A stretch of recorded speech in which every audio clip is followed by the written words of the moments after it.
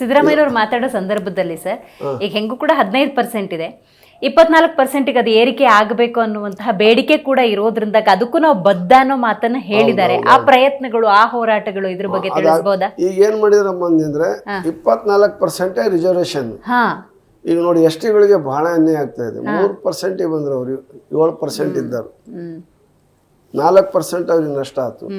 ನಮಗೆ 2% ಆಯ್ತು, 17 ಇದ್ದವರಿಗೆ 15 ಬಂತು. ಈ 6% ಹುದ್ದೆಗಳದಾವಲ್ಲ ಅವನ್ನ ಹಾಗೇ ಕಾದಿರಿಸಿರ್ತಾರೆ. ಅವು ಬ್ಯಾಕ್ಲಾಗ್ ಅವು ಬ್ಯಾಕ್ಲಾಗ್ ಆಗಿ ಹಾಗೇ ಇರ್ತವೆ.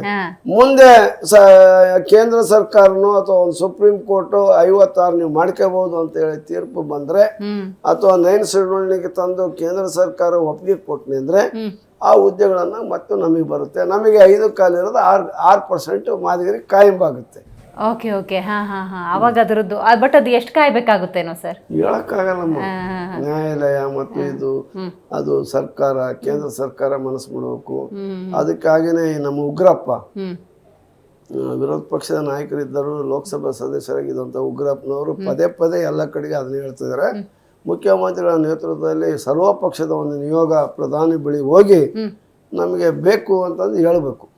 9 ಶೆಡ್ಯೂಲ್ಗೆ ಹಾಕಿ ನಮಗೆ ಪಾಸ್ ಮಾಡಿಕೊಡ್ರಿ ಅಂತಂದು ಹೇಳಿ ಹೋಗಿ ಒತ್ತಡ ಹಾಕ್ಬೇಕು. ಅದೇ ರೀತಿ ಯಾವ BJP ಸರ್ಕಾರ, ಬೊಮ್ಮಾಯಿ ಅವರ ಸರ್ಕಾರ ಮಾಡಿದ್ದಿದ್ದು 15 ಇರೋದನ್ನ 17, 3 ಇದನ್ನ 6 ಮಾಡಿ 24% ರಿಸರ್ವೇಶನ್ ಕೊಟ್ಟರು.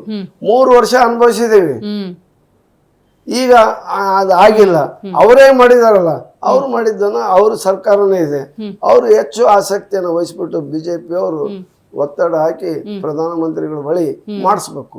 ನಾವು ಬರ್ತೇವೆ, ಪ್ರಧಾನಮಂತ್ರಿಗಳ ಬಳಿ ಬಂದು ನಾವು ವಿನಂತಿಯನ್ನು ಮಾಡ್ತೀವಿ. ಮುಖ್ಯಮಂತ್ರಿಗಳ ಮೂಲಕನೇ ಹೋಗ್ಲಿ ಎಲ್ಲರೂ ಈ ವಿಷಯದಲ್ಲಿ ಎಲ್ಲರೂ ಒಗ್ಗಟ್ಟಾಗಬೇಕು. ನಿಜ ನಿಜ.